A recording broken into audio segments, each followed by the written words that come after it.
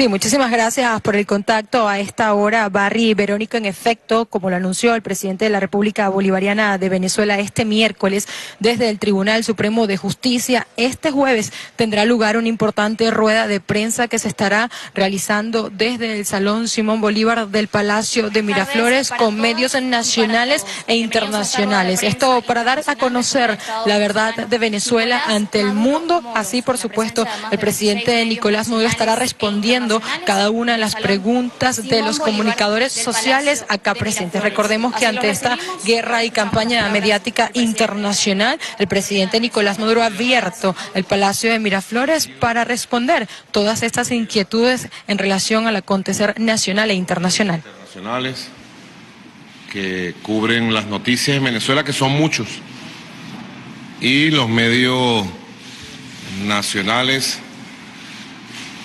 que, como siempre, libremente funcionan y actúan en nuestro país, de todos los colores, corrientes, de la comunicación social y del pensamiento político. Quise convocar esta rueda de prensa internacional, bueno, porque hay muchas noticias que comentar, muchas informaciones en pleno desarrollo, como dice nuestro amigo Walter Martínez, con su permiso. Hubiera invitado a Walter, ¿vale? Siempre Walter le pone sabor a las ruedas de prensa. Venezuela ha entrado con un gran dinamismo en el año 2018, un dinamismo democrático. El 2017 fue un año complejo, de muchos aprendizajes, de muchas lecciones para nuestro pueblo. Fue un año de maduración del futuro. 2017 fue el año en que maduramos el futuro, porque logramos digerir todas las recetas y fórmulas que se le pueden aplicar a un país en revolución de independencia, en revolución social, para tratar de que sus deseos, su voluntad de independencia, de futuro, sucumba. En Venezuela lo que hubo fue un resurgir de la voluntad de independencia y de la voluntad de futuro. Muchos de ustedes vivieron este año 2017 con nosotros y saben la fuerza que sacamos, que sorprendió al mundo. La forma como enfrentamos el golpe de Estado insurreccional de las Guarimbas, golpe de Estado abierto, público, convocado por radio, televisión y redes sociales las 24 horas del día, para derrocar un gobierno e imponer quién sabe qué, porque si algo está detrás de las propuestas opositoras vinculadas al imperio, siempre es la nada. Ellos quieren derrocar, tumbar, para la nada. No tienen alternativa, no tienen propuesta, no tienen capacidad de asumir las riendas de nuestro país. La forma en que manejamos esa insurrección violenta, generalizada, financiada desde el norte, la manera como el pueblo resurgió, resucitó de las propias cenizas como el ave fénix y fue capaz de tres contundentes victorias electorales. Tuvimos tres contundentes victorias, el 30 de julio de 2017, el 15 de octubre de 2017 y el 10 de diciembre de 2017, para activar el poder constituyente, para legitimar el liderazgo regional de todos los estados del país y para legitimar el liderazgo local, municipal, de los 335 municipios del país. Y si fueron tres victorias contundentes contra tres formas distintas de acción electoral, el 22 de abril lo que viene es una victoria total, con la misma contundencia de las tres anteriores. Ustedes lo verán, porque hay una acumulación de deseos, de voluntades, de ánimo. Es lo que se llama la acumulación de fuerzas, que ha ido creciendo con una fuerza subterránea muy grande en la sociedad venezolana. Es el pueblo que mira, el pueblo que observa, el pueblo que piensa, ese pueblo que está aquí, convertido en camarógrafo, que piensa, que observa, que ve y que está seguro de su destino. Así que estos inicios de año 2018 ha sido de un gran dinamismo. Estamos a 15 de febrero, hoy se están conmemorando 199 años del discurso de Angostura. Para ustedes, corresponsales internacionales, y para quienes me escuchan en el mundo, deben saber que se cumplen 199 años de la instalación del Congreso Constituyente del Orinoco, de Angostura, llamado así, Congreso Constituyente de Angostura. Fue el Congreso que fundó la Tercera República, la República de Bolívar, la bolivariana. Fue el Congreso que fundó Colombia, la grande, la de Bolívar. Fue el Congreso que trazó las coordenadas, pudiéramos decir, inmortales de lo que es la República. El concepto republicano, mero venezolano, mero suramericano, surgió de Angostura, del Orinoco.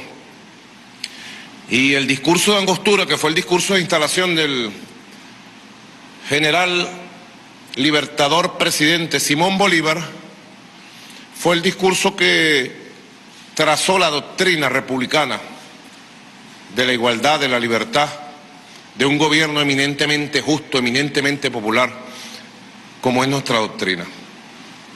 Hoy, 199 años, y nos dice mucho la fecha, y nos dice mucho el tiempo, porque son 199 años, 2 siglos de batallas, 2 siglos de batallas de ideas, de batalla por la verdad de Venezuela, de batalla moral, de batalla física. En aquel tiempo le tocaba a Bolívar, a Sucre y a nuestros libertadores con la lanza, con la espada, con la bayoneta, con el fusil. Hoy nos toca con la idea, con la palabra, con la verdad, con la movilización popular. Hoy nos toca con el voto. Al final los objetivos son los mismos.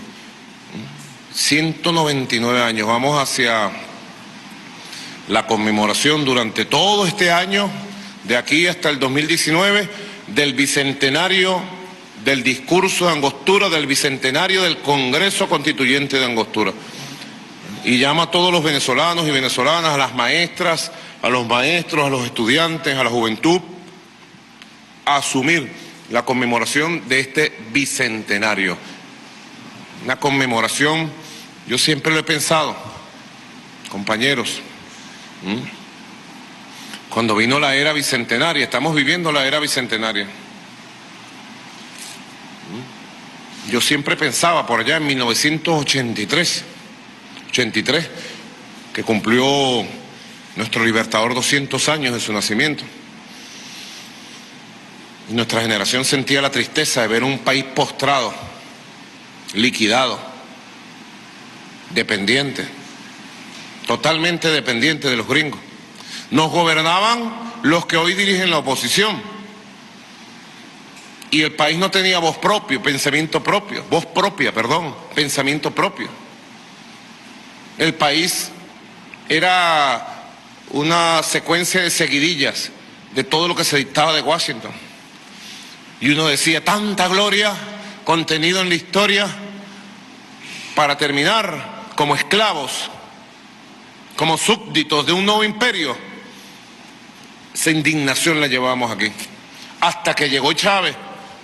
Y luego pensaba de otra forma.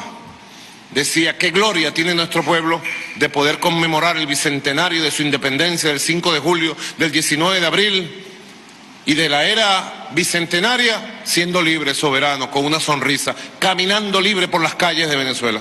Hoy siento eso. Hoy siento que nos llega el bicentenario del discurso de Angostura, que marcó la ruta. Colombianos, venezolanos, panameños, ecuatorianos, peruanos, bolivianos, suramericanos, debemos saber que el discurso de Angostura, un día como hoy, hace 199 años, marcó la ruta de la independencia de lo que es Colombia hoy, Boyacá. La ruta de Carabobo, la ruta de Bomboná, la ruta de Pichincha, de Junín, de Ayacucho. Marcó la ruta de la emancipación, de la liberación definitiva del yugo español de 300 años. Debe recordarse muy bien esto en Bogotá, en Lima, en Quito, en La Paz. Sé que los pueblos lo recuerdan.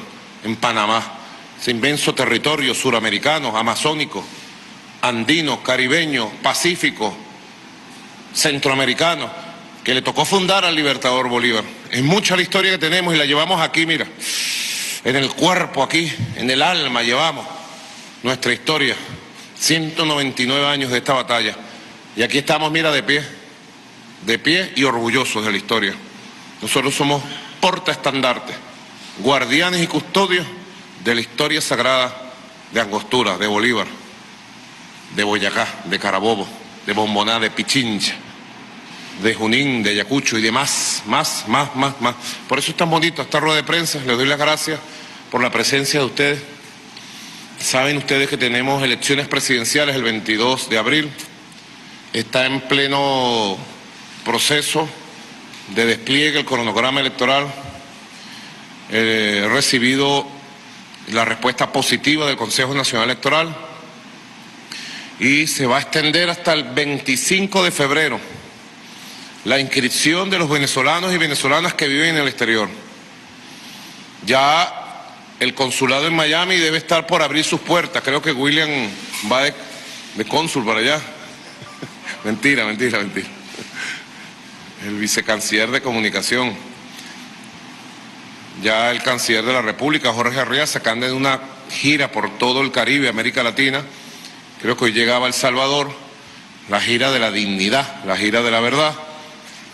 Ha dado las instrucciones precisas para que la comunidad de venezolanos y venezolanas que me lo solicitó en la Florida, en Miami, tenga el consulado abierto a partir de ahora y además pueda ejercer su inscripción electoral.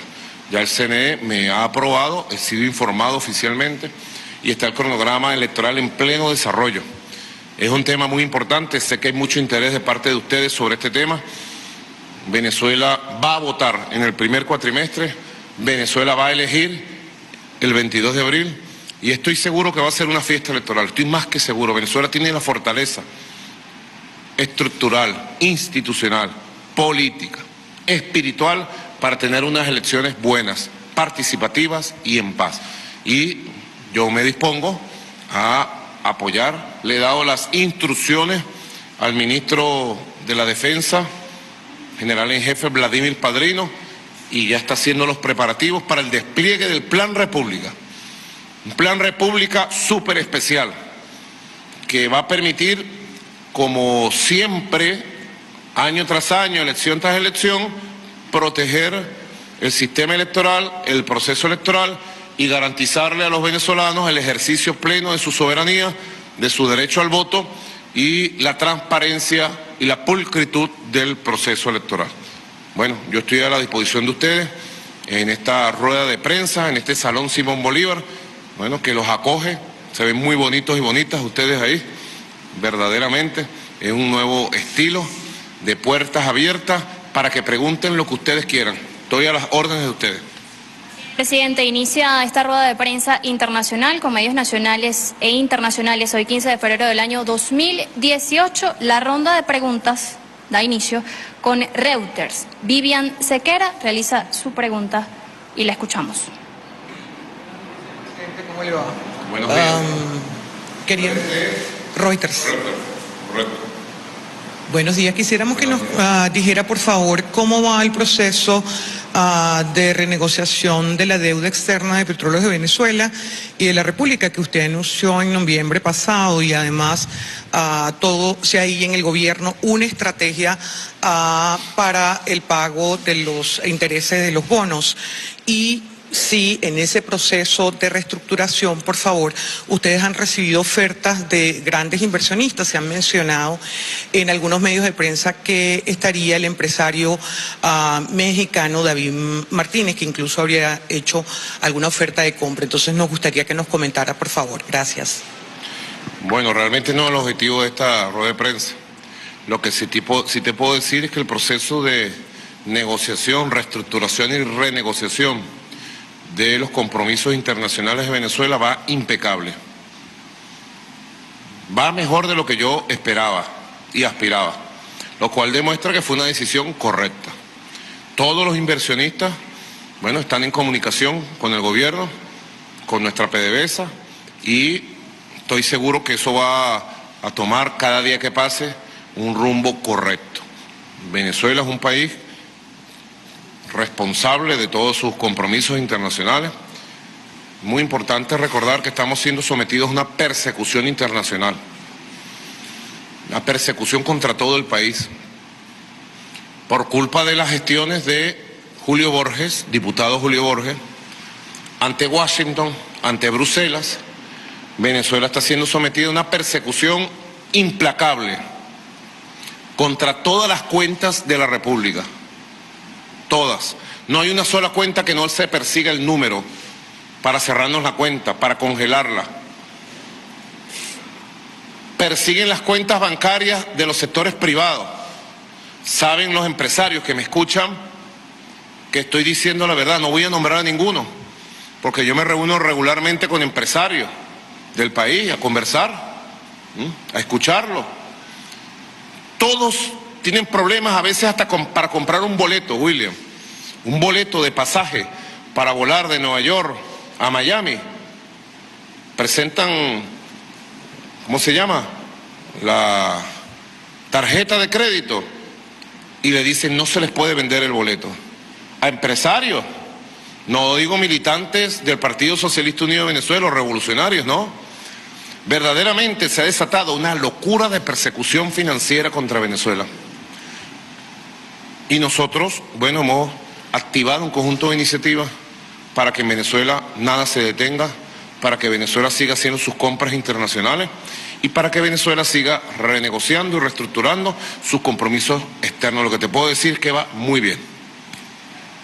Bien, la siguiente colega en hacer su pregunta es del diario The Washington Post, Rachel Krieger. La escuchamos.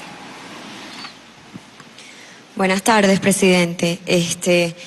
Mi pregunta es, a raíz del anuncio de las elecciones para el 22 de abril y la firma de un acuerdo que la oposición rechazó, se está hablando mucho sobre la posibilidad de un embargo petrolero por parte de Estados Unidos. ¿Qué consecuencias traería y cuál sería su reacción o respuesta a eso? Y tengo una segunda pregunta. Se ha dicho que este año se elevará la producción de PDVSA. Quería ver si me podía aclarar a qué le atribuye usted la caída de la producción y con qué se hará para elevar la producción. Bueno, gracias. Washington Post, Rachel Krieger.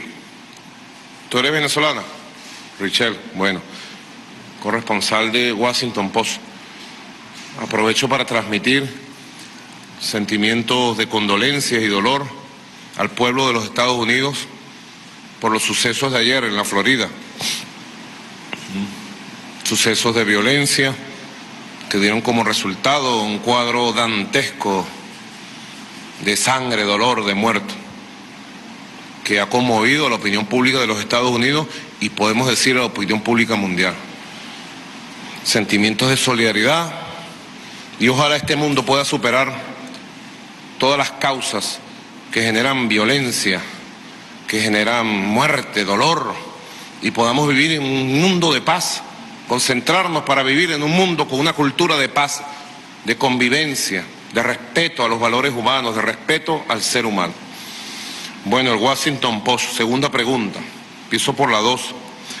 Venezuela tuvo una merma en el proceso de producción petrolera provocado por un proceso de desinversión y por un proceso planificado para dejar sin recursos al país por parte de gerentes y directivos de PDVSA que están bajo las rejas, están presos, están procesados.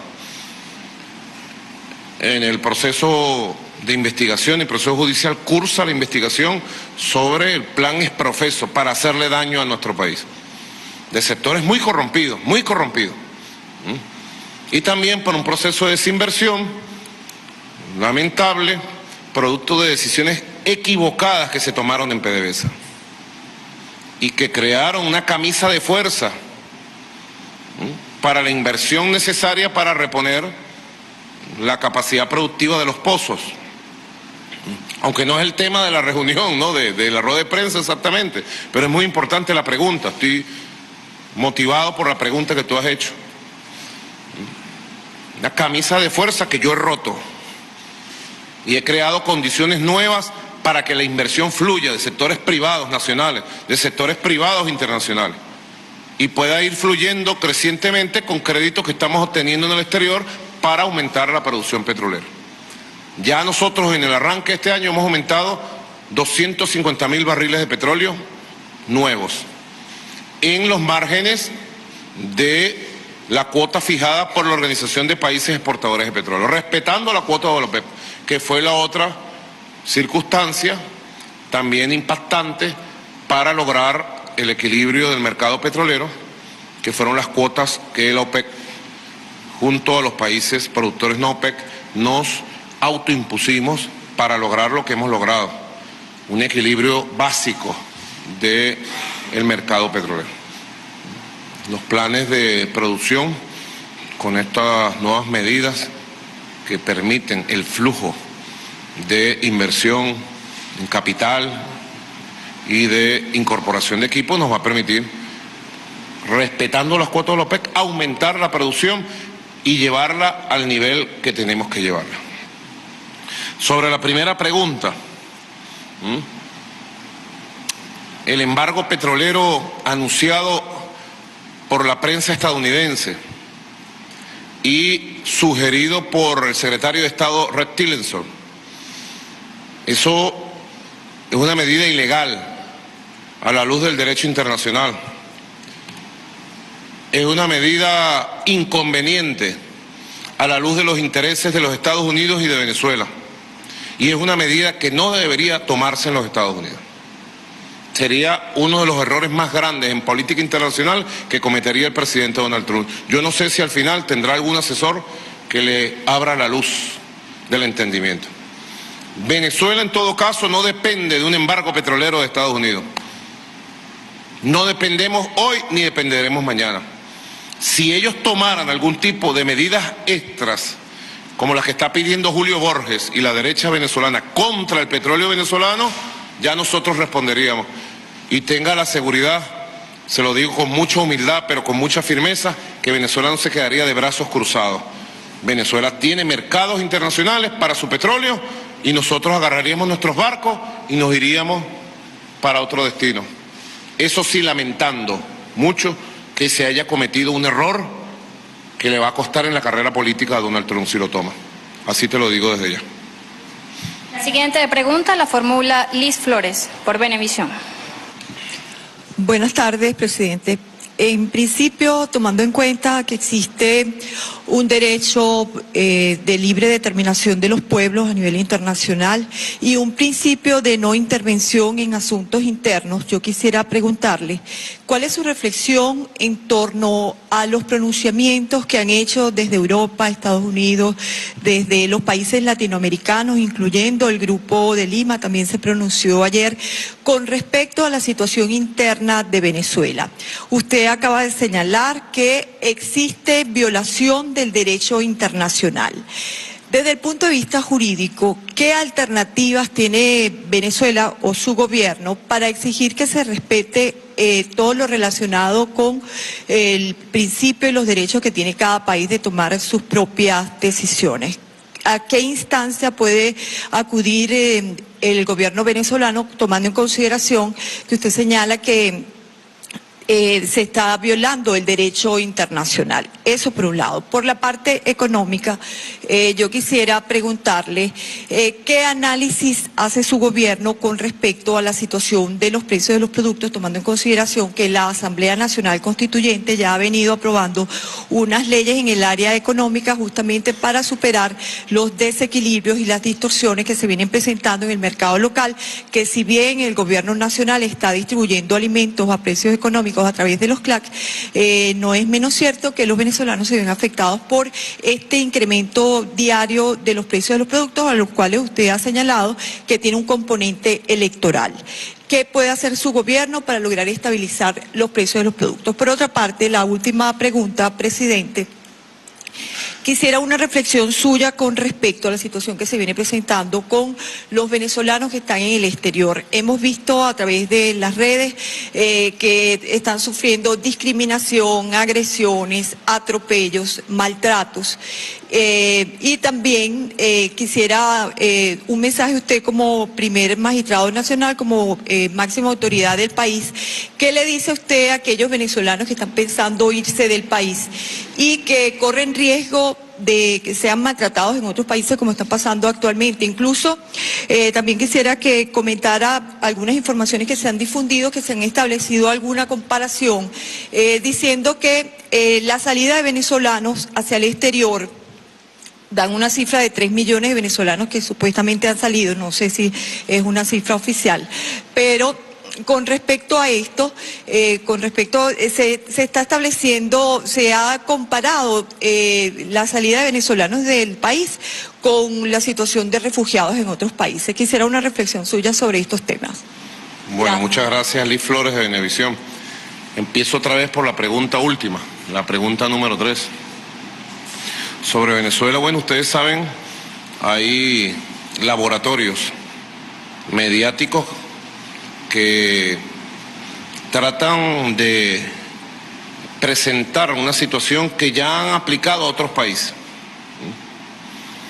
Esta situación afecta efectivamente a sectores de la población. Efectivamente hay un grupo de venezolanos que se han visto afectados por esta campaña. Algunos se han visto tentados a salir del país. Es su derecho, tienen la libertad y se han ido a otros destinos. El número es muchísimo menor a las cifras que tratan de posicionar algunos presidentes del grupo de derecha antivenezolano, llamado Grupo de Lima, porque tratan de presentar ante los medios de comunicación que hay un éxodo masivo. Por favor, cuando sabemos que uno de los países que más problemas tiene, lamentablemente lo digo, en este sentido de desplazamiento interno e internacional, ha sido y es Colombia. Colombia tiene 10 millones de ciudadanos fuera de su país. 10 millones de un país del tamaño de Colombia. En Venezuela hay 5.600.000 colombianos. Creo que la cifra pudiera ser más. Quienes me escuchan, me ven o por televisión, o nos escuchan por radio, nos ven por las redes sociales, por Facebook Live, Periscope, Twitter, Instagram, deben saber que si uno va para Maracaibo, o a Cumaná, o a Del Tamacuro, o vas a Petare, te consigues decenas de colombianos. O miento, compatriotas venezolanos presentes. Te encuentras colombianos en cualquier oficina de trabajo. Seguramente aquí entre los camarógrafos, si hiciéramos una encuesta, aparecería 30% de personas colombianas. Y llegan todos los días nuevos. Ahora, sobre eso nadie ha hecho una campaña.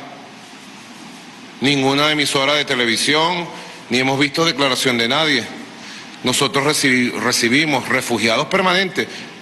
Consta en ACNUR, la Agencia de Naciones Unidas para los Refugiados, como Venezuela año tras año tiene una conducta ejemplar en recibir refugiados. Ahora, ¿qué le diría yo, Liz? Venezuela es el mejor país del mundo y se está comprobando.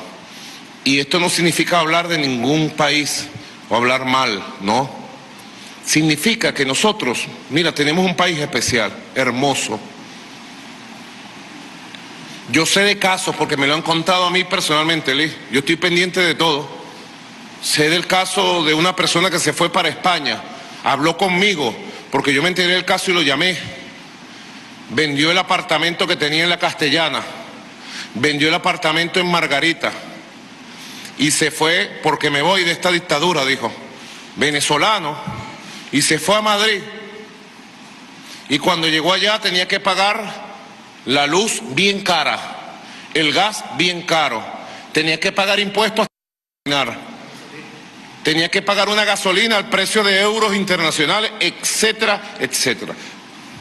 Y además tenía que pagar un alquiler para medio vivir en las condiciones que vivía aquí en Venezuela.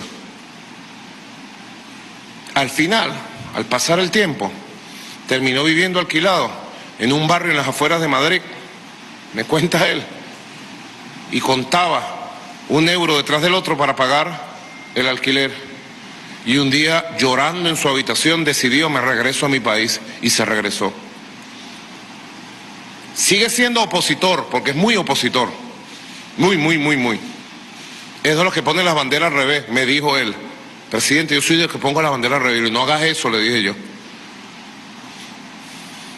Pero descubrió que Venezuela es Venezuela, para nosotros los venezolanos, para nosotros pues. No quiero hablar o referirme de forma despectiva, como hacen de Venezuela en el exterior, de ningún país. Venezuela es Venezuela, ¿vale? Esto es nuestra hermosa patria y tenemos que construirla nosotros, convertirla en un paraíso de convivencia, de armonía, de felicidad. Mira los carnavales. Aquí no te cobran ni medio para ponerte tu disfraz y salir a bailar las mejores orquestas del mundo. Ve a hacer eso en otras partes. Sé de otra persona, una muchacha, clase media popular, la puedo llamar. Hizo lo mismo, ¿vale? Vendió el apartamento en Caricuao y se fue a Panamá y se encontró con la campaña contra los venezolanos en Panamá. ¿Y quién alenta la campaña contra los venezolanos en Panamá? La prensa de derecha, aliada de la MUP, aliada de Julio Borges. Y sintió en carne propia la discriminación de esa prensa de derecha y de sectores allá, no del pueblo panameño que nos ama, de sectores de la derecha. Una campaña xenofóbica. Al pasar de 6 meses vino, como me dijo ella: presidente, vine arruinada, ¿oyó? Me dijo, ya sé lo que es la vida y mi país no lo cambio por nada, me dijo. Sigue siendo opositora, no la pude convencer. Y sé otro caso que se fue a Bogotá. En Colombia se ha desarrollado una campaña xenofóbica anti-venezolana, anti-bolivariana, que no tiene parangón en 200 años. Yo rechazo las campañas xenofóbicas anti-venezolanas de la derecha regional, de la derecha internacional, de la prensa mundial contra los venezolanos y venezolanas. Y he dado orientaciones a la Cancillería, a todas las embajadas y consulados, de prestar apoyo especial, sobre todo ahora que abrimos la inscripción electoral. Ahí se va a ver el número de venezolanos realmente que están en el exterior, porque la inscripción electoral además va acompañada de un proceso de inscripción consular para el apoyo a los venezolanos en el exterior. Apoyar. Si son 2 venezolanos, hay que apoyarlo. Si es 1 millón, hay que apoyarlo. Lo que sea, hay que apoyarlo. Son nuestros compatriotas. Y que sepan los venezolanos y venezolanas que nos escuchan en el exterior, que aquí tienen su tierra, aquí tienen a un pueblo, aquí tienen su familia, aquí tienen a nuestra Venezuela. Un país inigualable, en calor humano, en solidaridad. Los que han vivido en el exterior sabemos, porque yo viví en una etapa, sabemos que es chévere ir para acá y para allá, pero que cuando uno llega aquí es nuestra patria. Hay que cultivar el amor a Venezuela, los valores de los venezolanos. Y a los venezolanos les digo, levanten la frente y defiendan donde estén en cualquier lugar del mundo su derecho a la dignidad y el respeto a nuestra condición de hijos de Simón Bolívar, de esta patria hermosa que amamos, que se llama Venezuela. Espero que haya complacido parte de tus expectativas con esta pregunta. Es un tema importante que hay que debatirlo de puerta abierta, con plena libertad. Ya va, no, quedan 2 preguntas. Quedan 2 preguntas porque Liz Flores de Venevisión hizo 3 preguntas sobre el tema de los precios, el tema más delicado que tenemos de la guerra económica hoy por hoy. Y los afecta a todos ustedes, nos afecta a todos.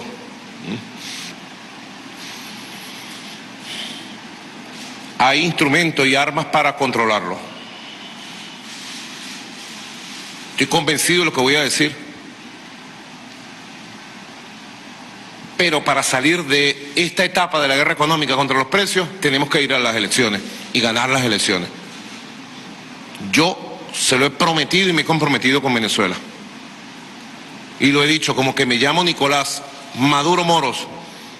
Salimos de las elecciones victoriosos y yo les garantizo la estabilidad, el equilibrio económico, el equilibrio comercial, el equilibrio de los precios, y vamos a una etapa de prosperidad económica. Estoy convencido de eso. Estoy convencido de eso, porque va a venir una nueva etapa que en el corto y mediano plazo nos va a permitir estabilizar una nueva economía. Estoy seguro de eso. Mientras llegamos allí, sigamos haciendo esfuerzo con la ley de precios acordados, con el SUNDE. Sigamos haciendo esfuerzo con los CLAP, que fuera de la familia venezolana si no existieran los CLAP, que hay que mejorarlo. Hemos descubierto corrupción y robo. En estos días descubrimos que nos estaban robando 1 millón de CLAP. 1 millón. Jue la gran madre de esta gente. ¿Ah? 1 millón de CLAP. El CLAP, ustedes saben, lo vendemos en 25.000 bolívares. Tiene 24 productos. El CLAP en el mercado capitalista especulativo de guerra económica de la calle costaría 1 millón de bolívares. William, más o menos, ¿verdad? Más, ¿verdad? ¿Cómo que tú llamas el chavismo ese de Twitter? Saca la cuenta. 25.000 bolívares a 1 millón o más. ¿Quién hace sacrificio? ¿Quién le lleva el mercado a su casa a la gente? Maduro, la revolución. Y descubrimos 1 millón de cajas nos estaban robando y estaban bachaqueando los productos en varias ciudades del país. Es una batalla contra 1000 demonios de 1000 cabezas, pero aquí estoy para darla. Estoy aquí para darla. Y estoy seguro que, bueno, también con los bonos, el sistema de bonos. Ya mañana tengo un evento para hacerle un balance al país sobre el sistema de bonos Hogares de la Patria, que va a cubrir 4 millones de hogares. Ya pasamos el 1 millón de hogares. Eso es a corto plazo, ya a cortísimo plazo. El sistema de bonos para las mujeres embarazadas, ya pasamos las 150.000, vamos rumbo a las 350.000. El sistema de bonos para las personas con alguna discapacidad, el bono José Gregorio Hernández. El sistema de bonos para la juventud, para los estudiantes. Y eso va, mira, completando un sistema de protección especial para la guerra económica, que complementa. Mira, nosotros en Venezuela, el año pasado el desempleo fue de 6% la cifra. Bajo, 6%. Quiere decir el 94% de las personas tienen empleo, o sea, tienen un ingreso. El 60% de las personas que tienen empleo es empleo formal, protegido, pues, con el HCM, esas cosas que ustedes saben. El 40% tiene el empleo informal, pero tienen derecho a la educación pública gratuita, a la salud pública gratuita, derecho a la vivienda, etcétera, etcétera. Es otro país. Ahora, el trabajador tiene un ingreso, ¿verdad? ¿Cuánto ganas tú? 1 millón de bolívares. ¿Cuánto cobras quincenal? 200.000. Y cuando le llega el bono de 700.000, o a la mujer que es jefa de la casa de él le llega el bono de 1.200.000, y al hijo le llega de 700.000. El sistema de bonos creado por el Carnet de la Patria es milagroso y es un sistema de acompañamiento, de protección. Abrazamos a nuestro pueblo. Por eso el milagro de la Revolución Bolivariana. Vamos a lograr la estabilidad, el equilibrio económico y la prosperidad, lo vamos a lograr. Es la tarea de todos, no es la tarea solo de Maduro, pero yo me comprometo de primero. Y sé que después del 22 de abril lo que viene es un proceso de expansión. Yo les dije a ustedes, después del 30 de julio viene la paz, con la elección de la constituyente, y la paz se hizo, ¿verdad? Hoy les digo, después del 22 de abril, hermanos y hermanas, viene la paz económica, la estabilidad económica, y la vamos a lograr. Y vamos a hacer de nuestro país una Venezuela bonita, mejor de la que tenemos. Así te digo, Liz. Y la tercera pregunta, que fue la primera, es sobre el autodenominado alias Grupo de Lima.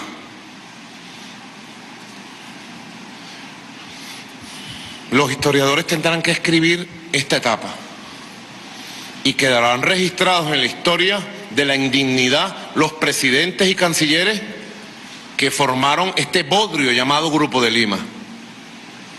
Es un grupo que existe y no existe, que saca comunicados y que pretende que lo que ellos sacan sean órdenes para que nosotros en Venezuela las cumplimos. No, en Venezuela mandamos a los venezolanos, no manda el Grupo de Lima, no manda Pedro Pablo Kuczynski ni Santos. En Venezuela manda el pueblo, las instituciones, los venezolanos. En Venezuela hay un presidente y se llama Nicolás Maduro, no Juan Manuel Santos. Para bien o para mejor. Así que ellos se irán secando. Son los gobiernos más impopulares del planeta. Pedro Pablo Kuczynski tiene menos de 2 años en el poder y tiene 75% de rechazo. Y de acuerdo a las encuestas en Perú, el 56% de los peruanos quiere que renuncie, que se vaya. Kuczynski tiene dificultades para hablar español. Juan Manuel Santos sale de la presidencia de Colombia con 80% de rechazo popular. Mauricio Macri tiene 66% de rechazo popular en Argentina. Son los gobiernos más antipopulares, los gobiernos capitalistas de la oligarquía de la región. Y para mí es un honor que la oligarquía de la región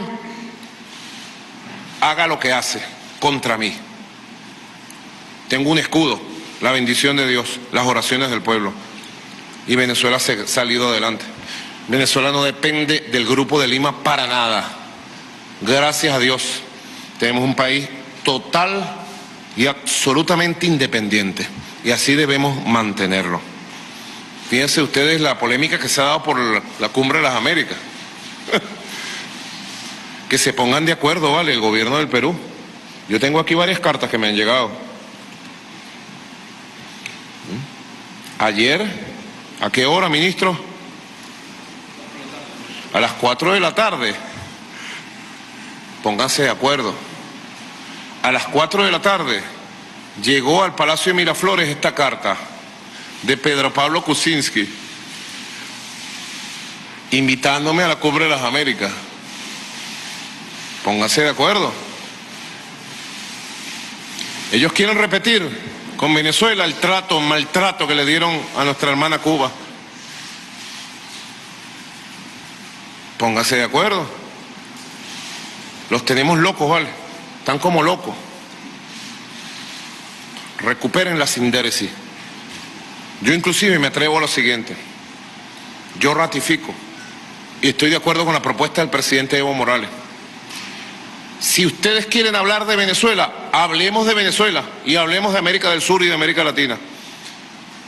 Yo le digo al presidente de Argentina, Mauricio Macri, con los que tengo diferencias absolutas, convoque, atrévase, no me tenga miedo, presidente Macri.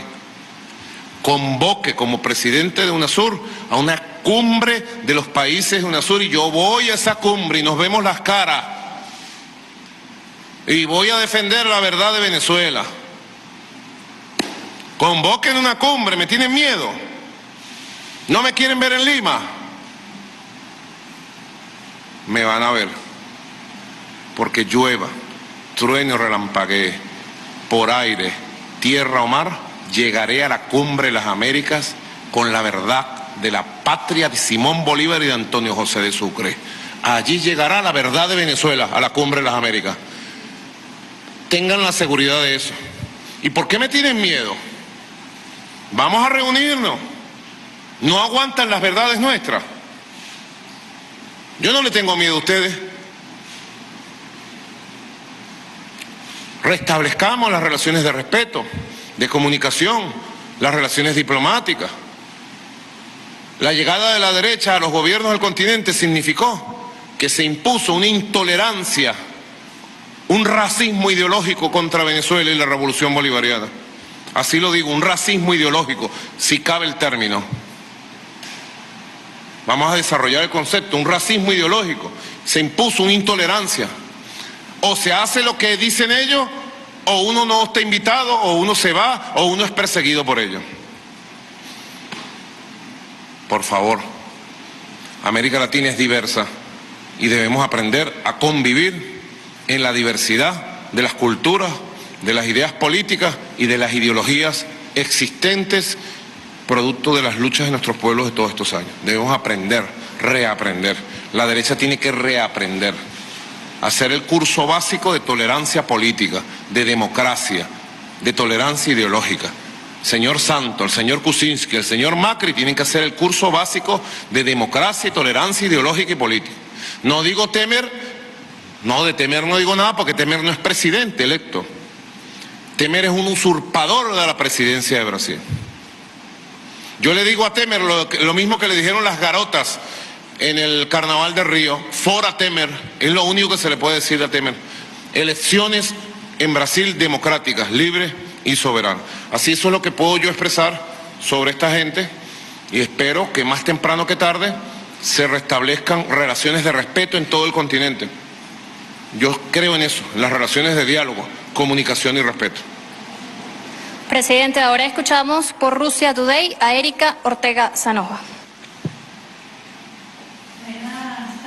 Presidente, quería consultarle sobre un asunto de los cuales ha hablado, entre otras personas, el intelectual Noam Chomsky, también el ex senador republicano Ron Paul, específicamente sobre aquellos jefes de Estado y de Gobierno que han osado a plantear una alternativa al petrodólar. En ese sentido, hemos visto en los últimos meses cómo usted ha decidido hacer el intercambio comercial del petróleo venezolano en una moneda alterna. E incluso estamos de alguna forma promoviendo los llamados petros, criptomoneda venezolana, para hacer ese intercambio. Lo ha planteado incluso hasta los países de la OPEP. Yo quería saber qué escenario le espera a Venezuela tomando en cuenta esa situación.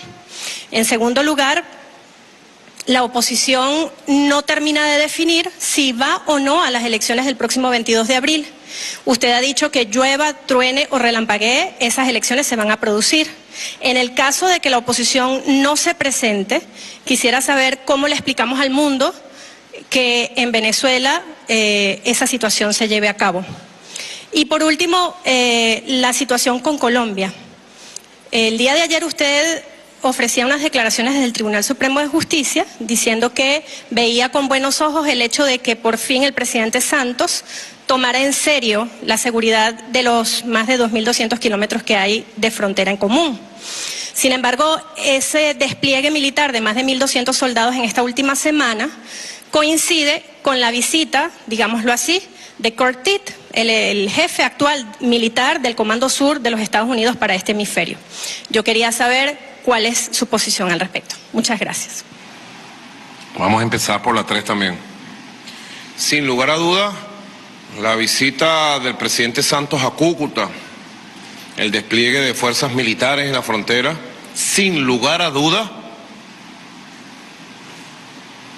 tiene que ver con la visita del secretario de Estado Rex Tillerson y del jefe del Comando Sur. Colombia, así me lo ha aceptado a mí el presidente Santos en las conversaciones privadas. Colombia, en su política exterior, está subordinada a los intereses de los Estados Unidos y del imperio norteamericano. Él me lo acepta. Él me dice a mí en las reuniones, me lo dice muchas veces. Usted sabe que mis amigos son los del norte. Ellos son los que mandan. Es lamentable que un país fundado por Bolívar haya caído en manos de gente que sencillamente pone su tierra al servicio de extranjeros y de un imperio. No tengan ninguna duda que eso fue así. Fue la secuencia directa. Visita de Tillerson, visita del jefe del Comando Sur y acción de Santos. Ahora, yo pensando bien sobre lo que Santos anunció, comencé a analizarlo con mucha seriedad. y dije, bueno, a pesar de que la motivación y la causa sea infame, se le puede dar la vuelta y conseguir una oportunidad para la seguridad de la región. Y me parece que es así. Y me parece que es así porque además en Colombia, en filas militares, hay conciencia de la necesidad de paz con Venezuela. En filas militares colombianos no quieren un conflicto y no se van a prestar a un conflicto con Venezuela. Me consta firmemente que en filas militares colombianas respetan la soberanía de Venezuela. Así que por eso saludé, Erika, que por fin el presidente Santos, ya al final de su gobierno, se haya ocupado del norte de Santander, se haya ocupado de Cúcuta. Y en su territorio desplieguen más policías, más militares, muy bien. Por eso planteé, el ministro Padrino llamó ayer al ministro Villegas de Colombia y se pusieron de acuerdo para en el fin de semana, van a fijar la fecha para el encuentro binacional entre los ministros de Colombia y de Venezuela para establecer un plan de paz y seguridad para toda la región fronteriza, sobre todo del Táchira, de manera muy especial. Creo que es la forma de actuar. Nosotros tenemos un despliegue de fuerzas militares y policiales en la frontera gigantesca. 10-1, pudiéramos decir. Por cada 10 funcionarios militares y policiales que tiene Venezuela en la frontera, Colombia tiene 1. Pero eso ha sido de años y años, porque nosotros hemos sido víctimas ¿de qué? Del paramilitarismo. Hemos sido víctimas de los ladrones de carros. ¿Se acuerdan cuando se llevaban los carros para allá? Hemos sido víctimas de los traficantes de drogas, narcotráfico. Hemos sido víctimas de la guerra colombiana. Hemos sido víctimas y somos víctimas del tráfico de gasolina, del tráfico de productos, del robo del billete físico. Somos víctimas de toda la criminalidad de la frontera que viene desde Colombia. Y hemos tenido que desplegar 1, 2, 3, 4, 5 planes permanentes para la seguridad de la frontera. Por eso le di la vuelta a la cosa y me pareció una oportunidad. Una oportunidad. Y además me parece que con un poco de sensatez, presidente Juan Manuel Santos, me dirijo a usted personalmente, con un poco de sensatez, usted y yo pudiéramos ver un plan especial elaborado por nuestros ministros para incrementar la seguridad fronteriza. Usted como presidente de derecha, capitalista, ya de despedida en Colombia, y yo como presidente bolivariano, revolucionario, socialista y chavista de Venezuela. Usted allá en la extrema derecha, yo aquí en el centro de una izquierda revolucionaria, bolivariana. ¿Estamos obligados? ¿O es que ustedes creen que existe una maquinita para programar la separación de Colombia y Venezuela y poner a Colombia más al norte y a Venezuela más al sur? Eso existe, ¿no? Pasarán 1000 años y Colombia estará allí y Venezuela estará aquí y seremos países hermanos. Estamos obligados por la historia, por la geografía, por nuestros pueblos y por Dios estamos obligados a oírnos, a comunicarnos, a entendernos y a trabajar por la paz. Yo lo dije ayer, no existe imperio en este mundo que acabe con la historia común de Colombia y Venezuela, ni que vaya a perturbar la paz que está en el corazón del pueblo colombiano y en el corazón del pueblo venezolano. No existe. Estoy seguro de eso, total y absolutamente. Así que, fíjense, yo recibí una carta del presidente, aquí la traje también. Presidente de Colombia me invita a ir a Colombia.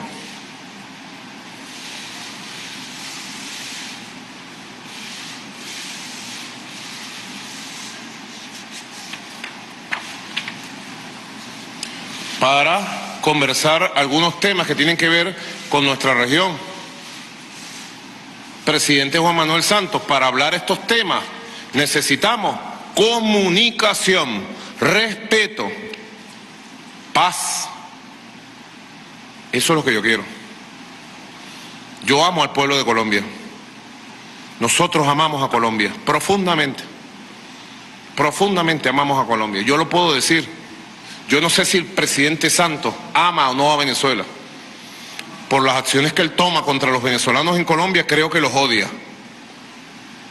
Y se lo voy a decir cuando lo vea. Si llego a ver al presidente Santos, le voy a reclamar férreamente por sus expresiones xenofóbicas y de odio contra el pueblo de Venezuela. Ahora, es el presidente de Colombia, yo tengo que hablar con él y decirle las verdades nuestras. Y también le voy a decir que yo amo al pueblo de Colombia, como siempre se lo he dicho. Yo amo más al pueblo de Colombia que el presidente Juan Manuel Santos, estoy seguro de eso. Respeto más al pueblo de Colombia que el presidente Juan Manuel Santos. Y con esto no lo ofendo, sencillamente es una cuestión de sentimientos, de amor. Así son los sentimientos, pues. Así que yo aspiro que muy pronto se dé estas conversaciones directas con los ministros y podamos tener un plan integral de paz, seguridad para toda la frontera, especialmente para la frontera del Táchira. Presidente, así finaliza esta primera ronda de preguntas con medios nacionales e internacionales asistentes al Salón Simón Bolívar en el Palacio de Miraflores. Y nos disponemos a escuchar también a quienes se conectan a través de esta rueda de prensa internacional, colegas de medios extranjeros y también, por supuesto, representantes de otras instancias.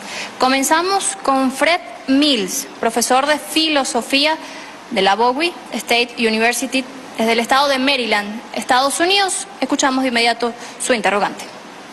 Soy Fred Mills, profesor de filosofía en la Universidad Bowie State en el estado de Maryland, los Estados Unidos.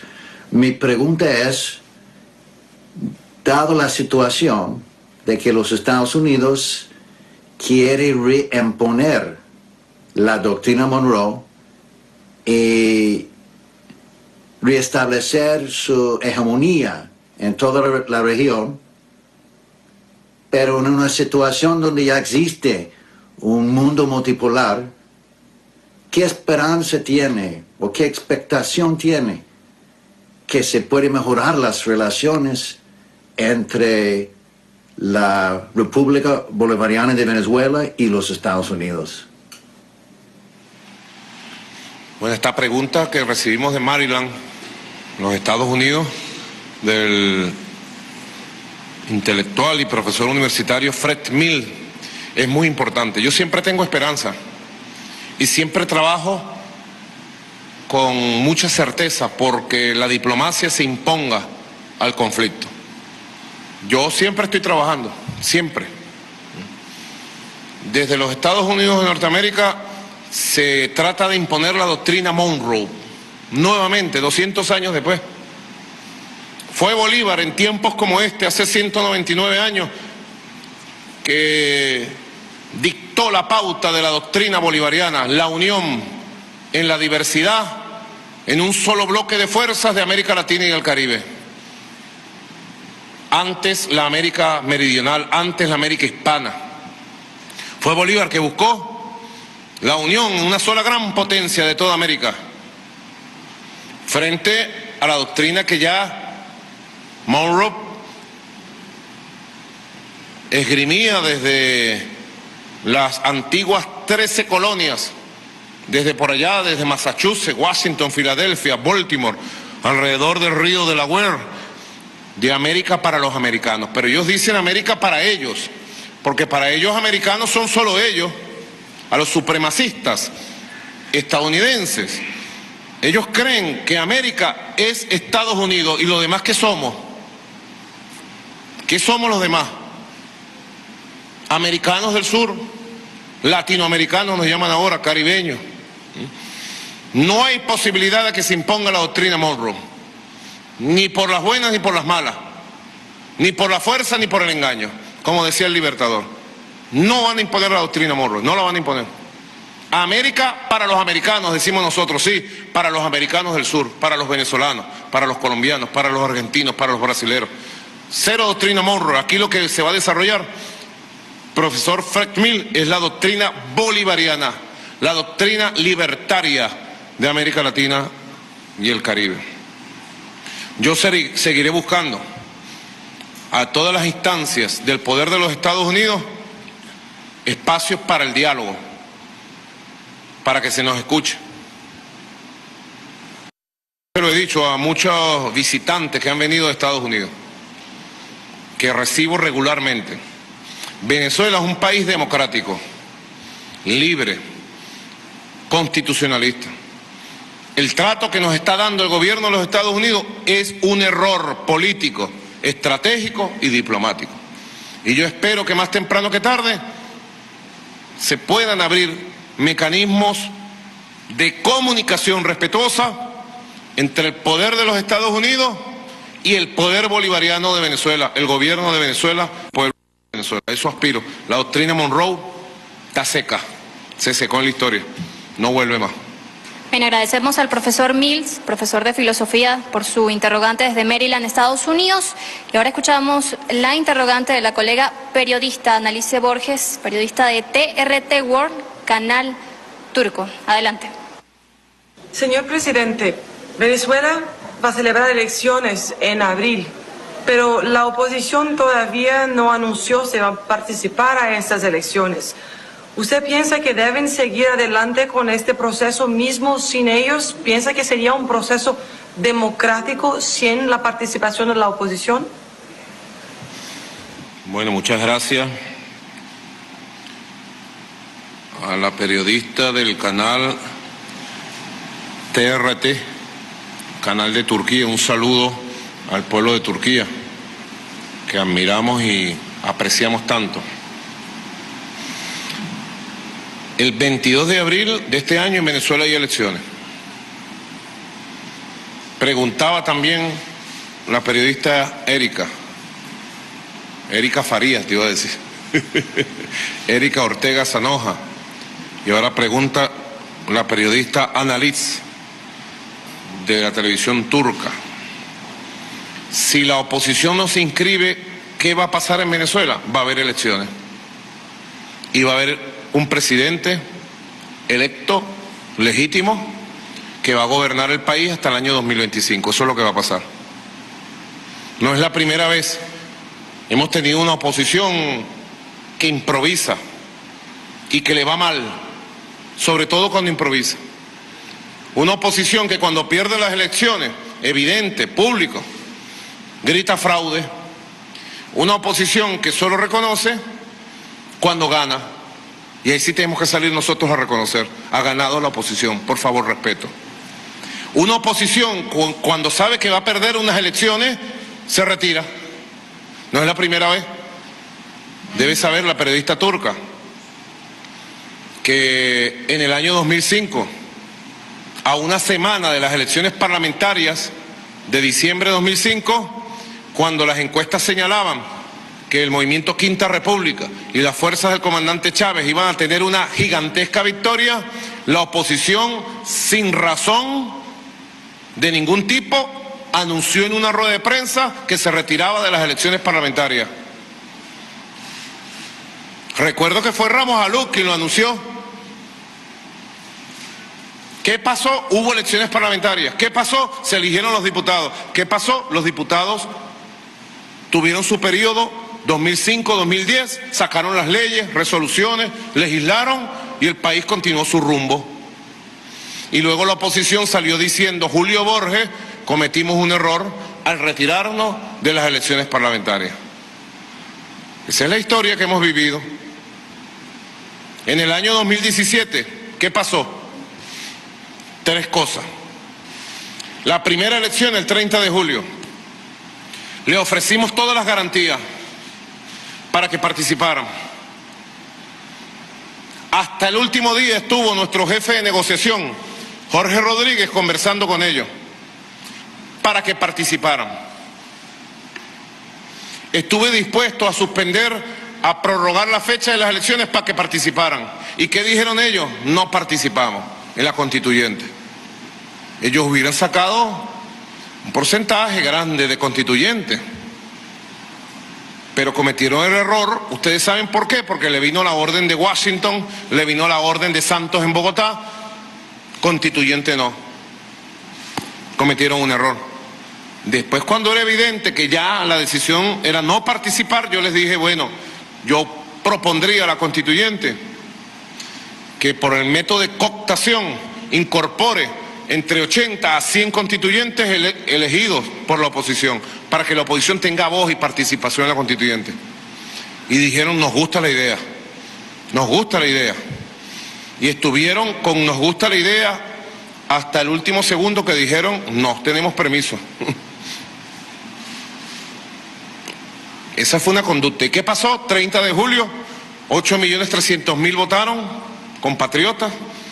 Se eligió la constituyente. Y ¿dónde está la constituyente? Legislando. Y va a ser su constitución. ¿Dónde está la constituyente? Mandando, funcionando. Luego se convocó la elección del 15 de octubre de gobernadores. Y ellos dijeron, vamos a participar. Aplaudimos. Muy bien. Excelente. El mismo Ramos Alup, candidato frustrado por ahora, dijo Henry Ramos Alup, candidato frustrado, no le han dado el green card todavía. No le han dado el green card. Creo que no se lo van a dar. Bueno, Ramos Alup dijo, vamos a las elecciones. Y se inscribieron todos unitariamente. Inscribieron candidatos únicos en todos los estados, en los 23 estados. Y Ramos Alup dijo, vamos a ganar las 23 gobernaciones. Está bien, es un buen ímpetu salir a ganar. El resultado verdadero, ¿cuál fue? Nosotros de 23 gobernaciones tenemos 19 gobernaciones, sacamos el 54% del voto nacional, modestamente, con el voto consciente y amoroso del pueblo venezolano. Eso lo vivimos hace poquito, apenas unas semanas atrás. El sistema electoral con el cual se eligió la Asamblea Nacional, el sistema electoral con el cual se eligieron los gobernadores que ellos tienen en Anzoátegui, Nueva Esparta, Mérida, Táchira, el mismo sistema. Luego vino la elección convocada para el 10 de diciembre, ¿y qué hicieron? Más o menos lo que está pasando ahora. Una parte, como se dieron cuenta que no tenían posibilidad de ganarnos las elecciones municipales, entonces una parte dijo, forfeit, no voy. Como que fuera válido uno retirarse. Se retiran ellos y nos dejan el espacio libre, y nosotros vamos con responsabilidad. Se retiraron una parte, otra parte participó. Resultado, 335 alcaldías del país, 308 están hoy bajo la conducción de un alcalde bolivariano, de una alcaldesa bolivariana. Ese es el resultado. Sacamos el 70% de los votos emitidos. Claro, una parte de ellos se había retirado, no nos caigamos a coba. Pero fue una votación sólida, sólida. No recuerdo cuántos millones el voto nacional, Jorge. Más de 6.500.000. 70% de los votos emitidos. Pero el número de votos. Agarré fuera de base a Jorge Rodríguez. 6.500.000 votos. Aproximadamente. Voto duro. ¿Qué va a pasar ahora? Esperemos. No juguemos adelantado. Yo he dado y nosotros hemos dado todas las garantías en el acuerdo de República Dominicana. Ellos no quisieron firmar a última hora, a pesar de que era un acuerdo escrito conjuntamente y consensuado. Ahí están las garantías. Yo pude haber dicho no firmo, ¿verdad? Si tú no firmas, yo no firmo. Y hago lo que yo quiera. No. Yo dije, puse mi palabra, yo tengo palabra. Firmo el documento y lo cumplo. Y lo estoy cumpliendo. Es más, puedo decir que estoy sobrecumpliendo el acuerdo de República Dominicana. Y estamos dando amplias, absolutas garantías de inscripción de electores, 10 días a nivel nacional, 15 días a nivel internacional. De observación electoral, que venga la observación electoral de la Secretaría General de la ONU, de América Latina, del Caribe, etcétera, etcétera, del mundo. Todas las garantías que de por sí ya nuestro sistema electoral tiene ampliamente. Saben ustedes, quizás en el mundo puedan manipular sobre el sistema electoral venezolano, pero nosotros que somos votantes asiduos sabemos que es un sistema electoral seguro. auditable, auditado, confiable, transparente, con la máxima tecnología, inviolable, sabemos, ¿verdad? Se le han dado todas las garantías. Aquí está el documento, miren, yo me traigo mis cosas, aquí está el documento, aquí están todos los esfuerzos que hice y voy a seguir haciendo para el diálogo. Yo creo en el diálogo, creo en la palabra, creo en la comunicación, en los acuerdos. Aquí está, más de 400 llamados al diálogo. Y luego aquí están todos los documentos, cómo fueron surgiendo. Periodistas, comunicadores sociales. Aquí está el documento número 1, del 2 de diciembre. Aquí está el documento número 2, del 12 de enero. Y está el documento definitivo del 6 de febrero, que es igualito al del 12 de enero. Aquí está el documento, con todas las garantías. Y estoy listo para seguir cumpliéndolo y estoy listo para seguir sobrecumpliéndolo como jefe de Estado, como presidente, como líder del país. Ahora, ¿qué va a pasar con la oposición? Eso solo lo sabe en Washington. De verdad. Ninguno de nosotros en Venezuela sabe qué va a hacer Ramos Alup. Él dice que se quiere inscribir, pero él tiene tanta firmeza como los dólares que revolotean en su mente. Yo solamente le diría, hoy aquí le diría, Henry Ramos Alup, inscríbete, inscríbete. Tienes partido, tienes un apoyo, tienes tarjeta. Vamos a competir, pues, y que gane el que tenga los votos del pueblo para ganar. Henry Falcón, han surgido unas encuestas por ahí, yo estuve leyendo una encuesta muy prestigiosa en el pasado, no sé ahora, que da a Henry Falcón como ganador de la presidencia de la República. ¿Ustedes la vieron? Henry Falcón tiene un grupo de partidos que lo apoyan. Inscríbete, Henry Falcón, vámonos para la calle, pues, vámonos a un debate público. Te tomo en la propuesta, vamos a un debate, Henry Falcón. Claudio Fermín, el embajador, ¿cómo se llama? Julio César Pineda, parece, de las tendencias socialcristianas y ecologistas, se lanzó. Así que bueno, yo lo he dicho, aunque suena duro, lo he dicho, no sé si tiene traducción al turco, pero nosotros vamos a elecciones, llueva, truene o relampaguee, con oposición o sin oposición, Ramos Alup, contigo o sin ti. En Venezuela habrá elecciones presidenciales y el pueblo va a salir por millones y millones a votar, porque de las elecciones lo que importa es un pueblo, una soberanía. Es lo que importa. Ya se demostró el 30 de julio. Un pueblo que salió a enfrentar la bala por millones. No pudieron ocultar la realidad. Millones, 8.300.000 votantes. Eso es lo que importa de las elecciones del 22 de abril.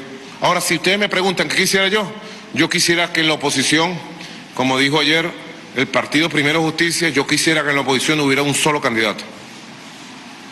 Si yo tuviera una varita mágica, yo tocaría a la MUC y le diría un solo candidato, porque yo quiero ganar las elecciones en buena lid, por la calle del medio. Y es lo que el grupo de Lima y la derecha no quiere. Ellos saben los números. Yo lo digo con humildad. Yo lo digo con humildad, porque a mí me ha tocado duro.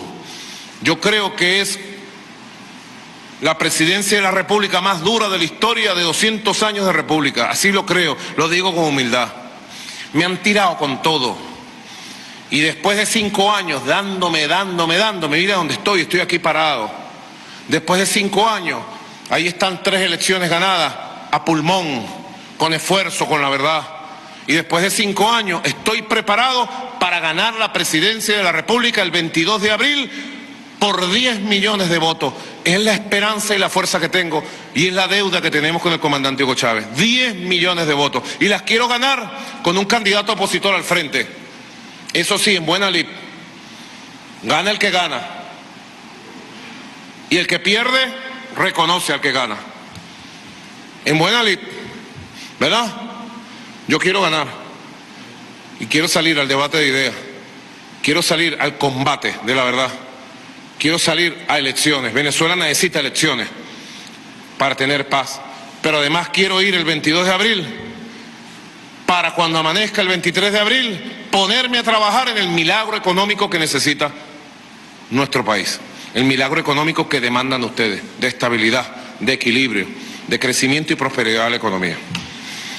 Está bien, ¿verdad? ¿Hay otra pregunta? Sí, por supuesto. Ahora nos corresponde escuchar a Jorge Gestoso, corresponsal de Telesur. Señor presidente, ¿cuál es su reacción respecto a la reciente visita del comandante del Comando Sur a Colombia, Kurt Tidd, y el desplazamiento de tropas a la frontera con Venezuela, ya sea de Colombia y de Brasil? Bueno, sobre esta pregunta ya hemos hecho un comentario, ¿verdad? A pesar de que ese movimiento de tropas tratan de hacerlo como un movimiento psicológico, bueno, que ellos cubran la seguridad de sus territorios. Mientras no se metan en territorio venezolano no hay ningún problema. Y estoy seguro que ni el ejército de Brasil ni el ejército de Colombia quieren un conflicto armado con Venezuela. No lo aceptarían. No lo aceptarían. Estoy seguro de eso. De Colombia inclusive tengo que decir más, Jorge Gestoso. Le he dado instrucciones al ministro Padrino para que en el día de mañana informe con lujo de detalles al ministro de Defensa de Colombia de un plan que hemos logrado obtener, detectar, para crear un falso positivo muy peligroso en la frontera de Colombia contra Venezuela y contra La Paz. He recibido informaciones de una fuente A1 extremadamente confiable de Colombia con pruebas físicas de este plan para activar un falso positivo contra Venezuela y contra la paz de los dos países. Ya manejamos toda la información, el general Vladimir Padrino está en posesión de ella y le he dado instrucciones para que se las comunique oficialmente al ministro de Defensa de Colombia, ministro Villegas, y forme parte de la agenda de trabajo para el plan de paz especial y de seguridad de la frontera entre Colombia y Venezuela. Nosotros estamos aquí para garantizar la tranquilidad, la seguridad. Así que me parece que todo el movimiento que se ha hecho desde el punto de vista de la campaña psicológica ha caído en el vacío.